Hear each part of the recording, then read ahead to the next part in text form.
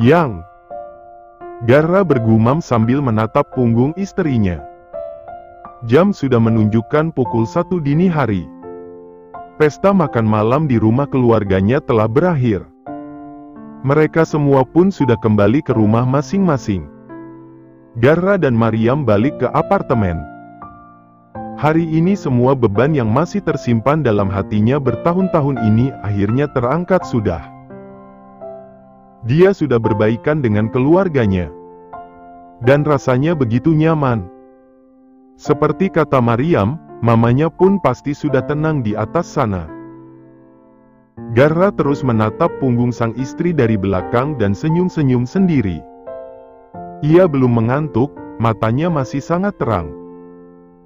Harus Garra akui bahwa Maryamlah yang membantunya selama ini.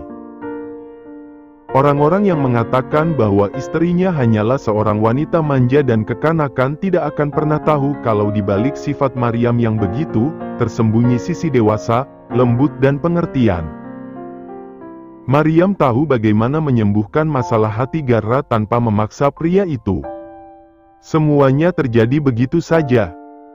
Padahal sebenarnya Garra yakin, istrinya pasti sudah merencanakan semua ini. Hanya saja gerakan Maryam seperti seorang penipu ulung yang kadang tak terdeteksi. "Kamu betul-betul rubah licik," gumam Garra tertawa. Ia maju dan memeluk sang istri dari belakang. Tangannya melingkar di pinggang Maryam.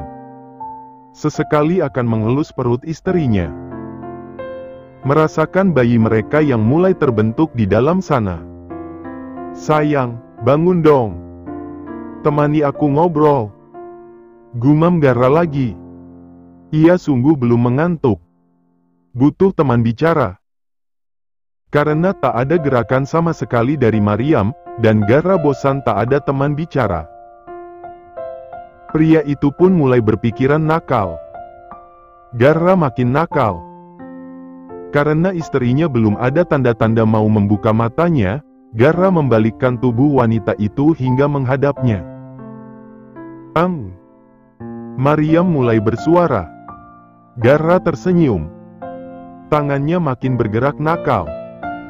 "Kalau sudah begini baru mau bangun ucap Garra menatap sang istri. "Buni, jangan nakal. Aku kan sudah ngantuk mau tidur protes Maryam. Garra tertawa.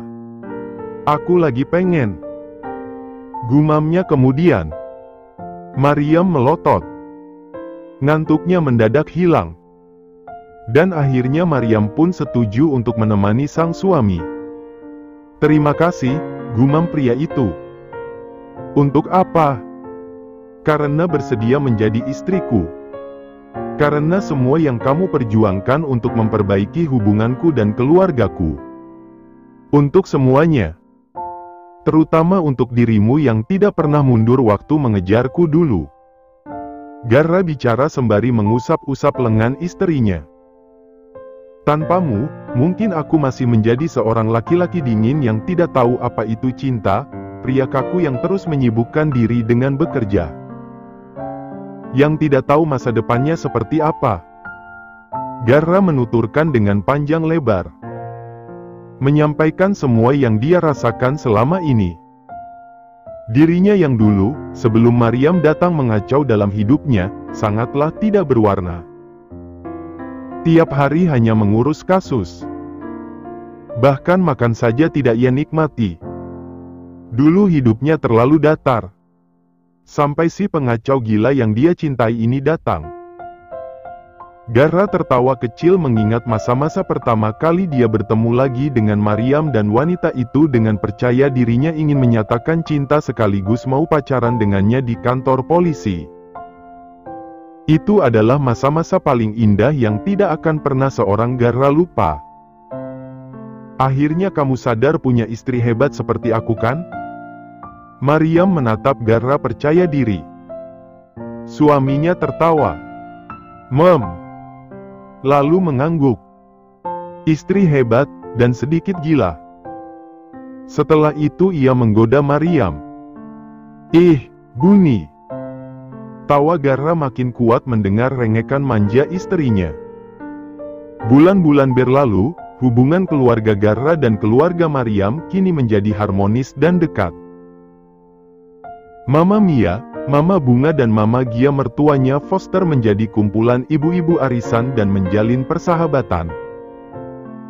Suami-suami mereka pun ikutan menjadi rekan bisnis dan jadi sering berkumpul. Dan hari adalah hari yang paling bahagia buat Irene dan Matthew, di mana keduanya melangsungkan pernikahan, setelah 8 bulan mengalami krisis dalam hubungan mereka. Ya, harusnya Matthew dan Irene sudah menikah 7 bulan yang lalu, namun terjadi masalah yang cukup besar hingga keduanya sempat putus. Tapi syukurlah 1 bulan yang lalu mereka kembali bersatu. Dan pernikahan yang sempat batal pun akhirnya berlangsung hari ini. Pernikahan mereka begitu meriah dan mewah. Banyak sekali rekan-rekan bisnis yang hadir dari keluarga Irene. Sayang sekali orang tua Matthew tidak bisa hadir karena papanya mengalami kecelakaan dan sedang menjalani pengobatan di luar negeri. Mamanya tentu menemani. Jadi mereka hanya bisa mendukung Matthew dan Irene dari jauh. Tapi tidak mengapa. Karena yang terpenting adalah, orang tua Matthew sudah merestui pernikahan pasangan tersebut. Masalah meriah atau tidak acaranya, jangan ditanya lagi. Terbilang sangat heboh bahkan. Semuanya bersenang-senang. Apalagi keluarga mereka. Yang paling senang tentu saja adalah Matthew dan Irene. Selamat Kak Mehmet. Kak Irene, wuh. Maryam berseru heboh dari kursinya begitu Matthew selesai memasang cincin di jari manis Irene. Tatapan orang-orang sempat tertuju padanya dan tertawa lucu. Perut Maryam sudah buncit. Sebentar lagi melahirkan. Kata dokter 1 minggu lagi. Sayang, duduk cepat. Jangan bikin-bikin malu. Perut kamu udah buncit gitu. Nanti kalau kamu jatuh aku yang stres lagi. Garra ikut berdiri dan membantu Maryam duduk dengan hati-hati. Istrinya ini terkadang lupa kalau perutnya sudah sangat buncit, dan sering refleks bergerak sembarangan. Garra harus ekstra hati-hati menjaganya. Istri kamu tuh, babi hutan. Ledek Foster sambil tertawa. Ia dan Mina duduk di meja yang sama dengan Garra dan Maryam. Ada Zero dan putrinya juga yang sedang digendong Mina. Orang tua mereka berada di meja sebelah. Maryam menatap kesal kakaknya. Malah suaminya ikut tertawa lagi. Diingatain orang. Kak Foster kan kepala suku babi hutannya. Wali. Kata Maryam kencang lalu menjulurkan lidah meledek sang kakak. Sesekali ia mengusap perut buncitnya. Bewahaha. Garra, Mina dan Zero pecah tertawa. Saking kencangnya mereka sampai membuat fokus para tamu terbagi. Sementara wajah Foster sudah merah. Maryam. Geramnya dongkol. Udah. Orang-orang pada ngeliatin kita tuh. Entar Kak Matthew sama Kak Irene usir kita dari pesta mereka lagi. Tegur Mina kemudian. Selamat Matthew, Irene, kalian sudah sah menjadi suami istri. Ayo semuanya beri tepuk tangan yang meriah. MC pun berseru dari depan. Garra, Foster, Maryam, dan Mina berdiri bertepuk tangan bersama semua tamu yang hadir. Dan bunyi siul-siulan memenuhi aula tersebut saat mereka berciuman. Maryam cepat-cepat menutupi mata Zero dengan tangannya. Kamu masih kecil, nggak boleh lihat adegan orang dewasa. Katanya. Garra terkekeh. Istrinya bisa aja langsung sadar kalau ada anak kecil bersama mereka di situasi begini. Setelah itu alunan musik yang indah dan romantis bergema dalam tempat itu. Mengiringi Matthew dan Irene yang menari bersama. Keduanya terlihat begitu serasi. Au! Tiba-tiba Maryam berteriak. Garra, Foster, Mina dan Zero kompak menatapnya. Kenapa sayang? Perut aku. Bayinya nendang. Aku kontraksi huf. Huf. Bunyi, bayinya mungkin bakalan lahir hari ini. Garra kaget. Foster sendiri langsung berdiri dari kursi, mendekati adiknya. Mariam berkontraksi hebat. Ia mencengkeram kedua tangan Garra kuat-kuat, sambil berusaha mengatur napasnya. Perutnya terasa mengencang. Garra mendadak panik. Ini pertama kalinya ia mengalami situasi seperti ini. Jangan panik. Kita bawa Mariam ke rumah sakit sekarang, kamu gendong dia. Aku nyetir, kata Foster tenang. Dirinya sudah pernah berada di situasi Garra waktu Mina mau melahirkan. Sudah berpengalaman. Mariam kenapa Foster, Garra? Mama Mia, Gia dan Bunga, beserta suami-suami mereka mendatangi meja tempat Mariam dan Garra. Matthew dan Irene pun berhenti menari, melirik ke tempat berkumpulnya orang tua mereka dengan bingung. Para tamu juga. Acara terhenti sebentar. Mariam akan segera melahirkan, Ma. Seru Garra antara panik dan bahagia.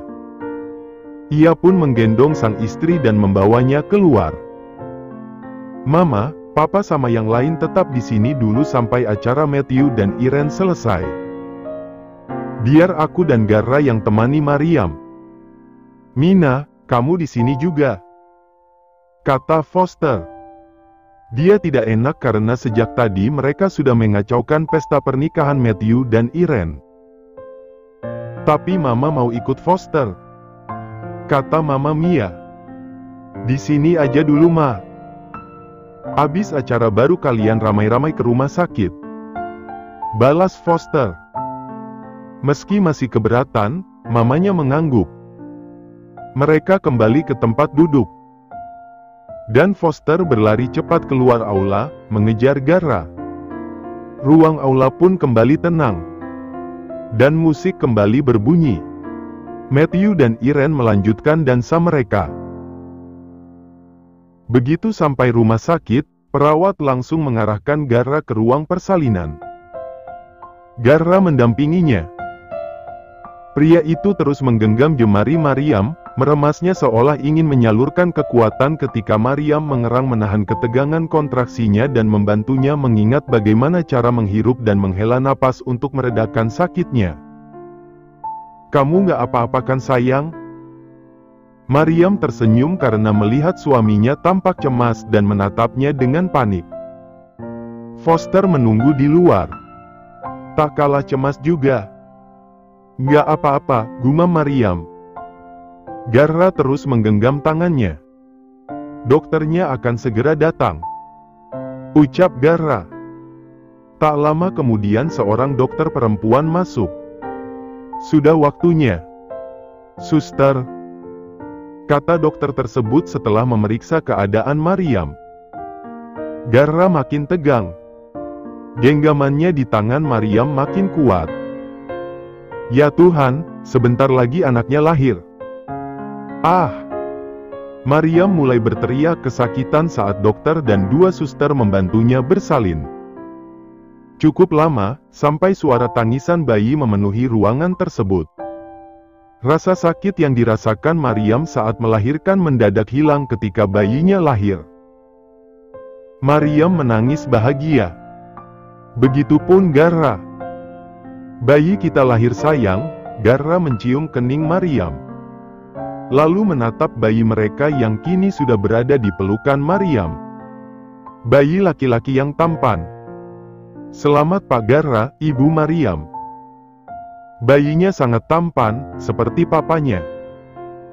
Mariam dan bayinya sudah dipindahkan ke kamar khusus.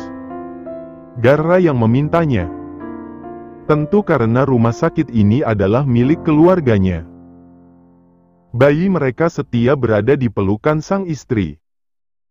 Garra duduk di samping kanan istrinya, sedang di sisi kiri ada Foster. Keluarga yang lain masih dalam perjalanan ke sini. Garra dan Foster menoel-noel pelan pipi bayi mungil itu. Hidung dan matanya mirip Garra. Dagu dan bibirnya seperti mamanya. Garra sangat bahagia. Ia ingin menggendong bayi mereka, tapi masih takut kalau dirinya akan menyakiti. Apalagi bayi mungil itu baru sekitaran 1 jam yang lalu keluar dari perut mamanya. Masih sangat rapuh. Mata bayi mereka sesekali terbuka. "Hei, lihat itu papa kamu," gumam Maryam berbicara pada bayinya. Ia menautkan telunjuknya di jari mungil sang bayi. "Lihat ke sini juga bocah. Ada om kamu juga, mau om gendong nggak?" Timpal Foster gembira. Semenjak menjadi papa, pria itu jadi suka sekali anak-anak. Dia sudah kepikiran buat nambah anak lagi dengan Mina nanti. Garra tertawa kecil. Foster ini kadang-kadang kelakuannya 11-12 sama Maryam. Hanya kalau di depan orang lain sikapnya sedingin kulkas. "Sini om gendong ya," ucap Foster lagi. "Nggak boleh," kata Maryam tidak memberi izin. Sang kakak langsung melemparinya tatapan mematikan. Nanti sifatnya mirip Kak Foster lagi. Pokoknya harus papanya duluan yang gendong, biar mirip papanya yang kalem dan pinter. Ujar Maryam kemudian, sukses membuat Foster melongo. Apa hubungannya coba? Untung adiknya ini baru habis melahirkan, kalau tidak sudah dia jitak kepalanya. Sedang Garra hanya menggeleng-geleng dengan kelakuan kakak beradik tersebut. "Maryam sayang." Suara-suara heboh pun mulai terdengar dari pintu masuk ruangan itu. Maryam, Garra dan Foster menatap ke orang-orang yang berdatangan. Dari kedua belah pihak semuanya lengkap. Bahkan mertuanya Kak Foster ada. Mereka semua masih dengan dandanan pesta. Abis pesta langsung ke sini. Yang paling bikin heran lagi, Matthew dan Irene si pengantin baru pun ada. Masih pakai baju pengantin lagi. Garra sampai tidak bisa berkata-kata. Untung ruangan ini besar jadi tidak begitu terasa pengap. Mereka semua mendekat ke kasur. Senyum bahagia terpampang di wajah semuanya. Ada rasa haru juga. "Aduh cucu mama, ganteng banget." Mia berseru senang. Bukan main senangnya. Seperti waktu Mina melahirkan Moana, cucu pertamanya yang cantik. Mia tidak menyangka sudah memiliki 2 cucu dalam waktu berdekatan. Rasanya senang sekali. "Selamat ya Garra dan Maryam sayang," kata Mama Bunga. "Oh ya, sudah ada namanya belum?" Avalon bertanya. "Pascal Pak. Namanya Pascal. Aku dan Maryam udah mikir bersama buat anak pertama kami," sahut Garra. Avalon mengangguk-angguk.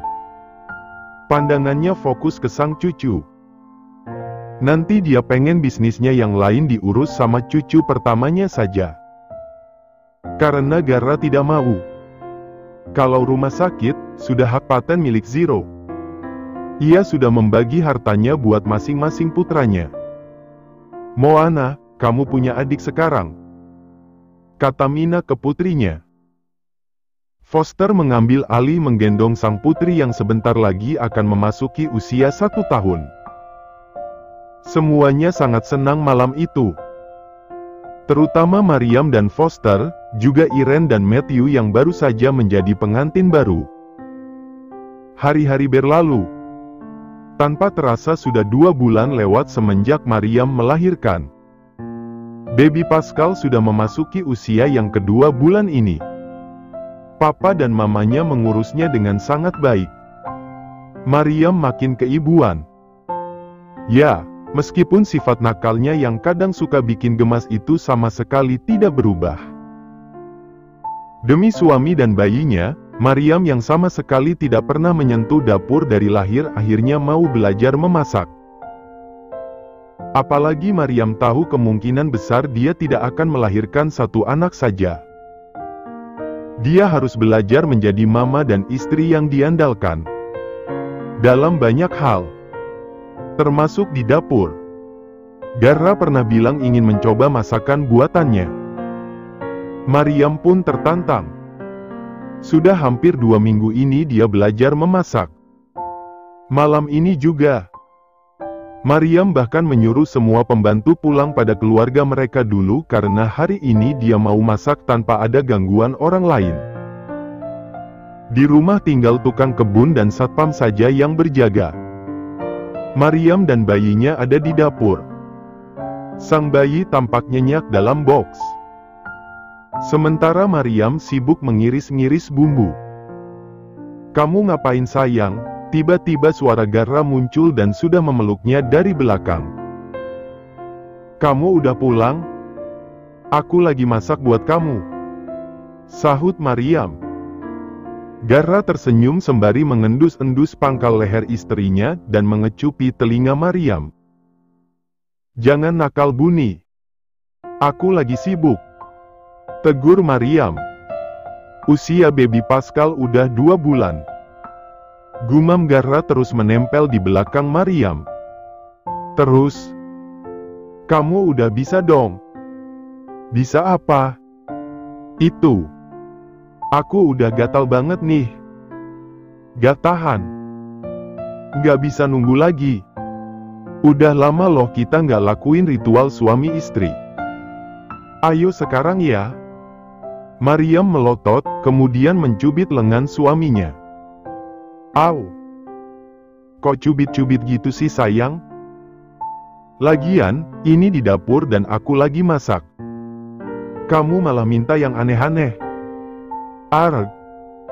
Maryam memekik karena Garra tiba-tiba mengangkat tubuhnya. Untung pisau yang dia pegang tadi sudah lepas. Ketika Maryam sadar, dirinya sudah berada di atas meja makan. Baby Pascal berada di dalam box bayi sebelah meja. Matanya tertutup, terlelap dalam tidurnya. "Masaknya nanti aja. Emangnya kamu gak lapar?" "Lapar, ingin memakanmu sekarang." Sayangnya Garra tidak bisa diajak kerjasama. Maryam pasrah. Dia hanya berharap tidak ada yang datang sampai kegiatan mereka di dapur selesai. "Aku pengen buatin adik buat baby Pascal. Mulai besok, kita harus rutin usaha. Setiap hari," gumam Garra. Maryam mencubit lengan suaminya. "Ih, Buni. Kamu malu?" Garra gemas melihat wajah merah Maryam. Ia pun mencubit pipi tembem itu. "Kalau kamu malu-malu gitu, aku makin tertantang menjadi ganas." "Mau lagi?"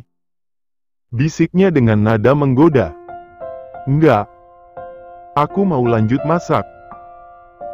Sentak Maryam galak lalu mendorong tubuh suaminya menjauh dan turun dari atas meja.